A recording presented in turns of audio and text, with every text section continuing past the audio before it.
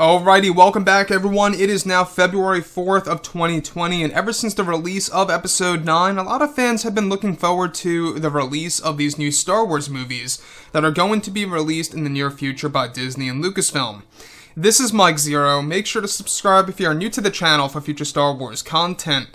Now, one thing about Episode 9 is that obviously this movie, upset some fans out there. Other fans actually rather enjoyed the movie. There's no denying that.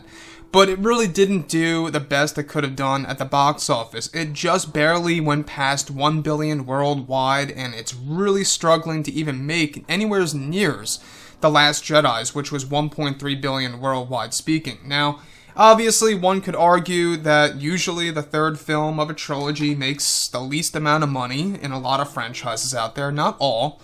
But I think it definitely has something to do with The Last Jedi and what they did with that movie and the backlash that went along with it and how a lot of fans were boycotting this movie to a certain extent.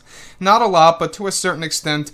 There was also less repeat viewings with The Rise of Skywalker, there's no doubt about that. I myself only saw it like twice, maybe tops, and when we look at everything related to The Last Jedi, I saw that twice as well, and if I look at The Force Awakens, I actually saw that movie like 5 or 6 times, not even lying. So, with that being said, what's really intriguing about the future of Star Wars is that now that both Disney and Lucasfilm are finished with The Rise of Skywalker, many fans have been very excited about the new Star Wars trilogy of films to release in the near future by Disney and Lucasfilm, where it's explained that one of their big priorities is on the first film of the new trilogy known as Star Wars X, which indicates Star Wars Episode 10. It's noted that one of the big plans for this new Star Wars film to be released in the near future is to create new lightsaber designs that have never been seen in the Star Wars canon or Legends material. Interesting, right? So now it's noted that Disney is focused on developing brand new lightsaber designs just as they did with Kylo's to make the film a seller and to make merchandise to be a big selling point for the future films, and that they are currently still trying to bring Keanu Reeves, Jennifer Connelly, Anthony Hopkins, Gerard Butler, and others on board for this new Star Wars film.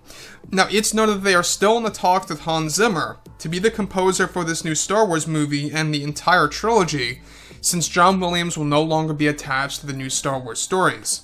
Additionally, it's explained that George Lucas is said to be involved with this new film and how the wills will be handled in the new mythology, and that this will be one of George's main roles for the new film is by making specific creative decisions for some of the new characters and plot elements.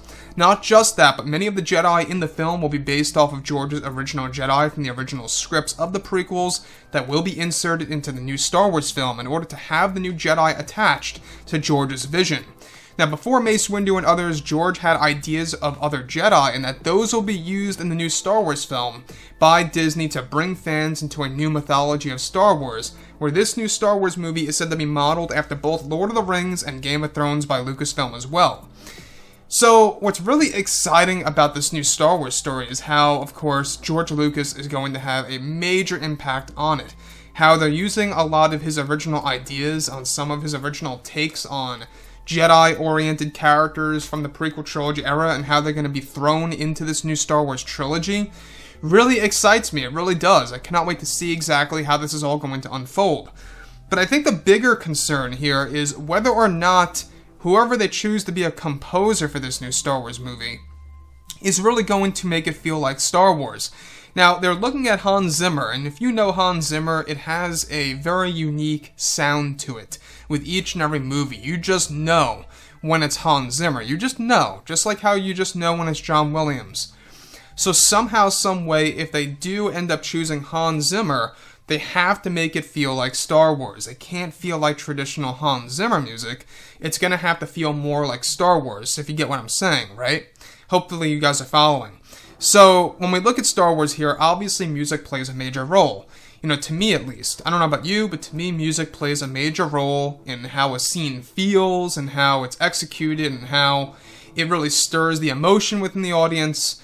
I mean, it really does change everything. It does. So, looking at what they're trying to do as far as bringing the wills into this new story and how George Lucas is going to be involved with how the wills are going to be portrayed in this new Star Wars film, very exciting. The fact that these movies are going to be very Force heavy, I think is something that is long overdue. Because if you look at the sequels, right, a lot of it really was just the Resistance. It wasn't really too centered on, you know, the Jedi per se, or the Sith, or the Dark Side Warriors and stuff around those lines. We really could have used more of that in the sequels, and that's exactly what Colin Trevorrow wanted to do before he was fired by Kathleen Kennedy. In fact, if you guys have seen just a little bit of the leaked concept art, it's not even all of it, there's a lot more. But you can see how he really wanted to make Episode 9 Force-heavy, everything to do with the Jedi. You know, he wanted to bring Mortis into the realm. He wanted to bring Coruscant in there. I mean, it would have been beautiful, the fact that he would have done that. So, like I say, I mean, this is Kathleen Kennedy's doing. You know, there's always a lot of changes with her.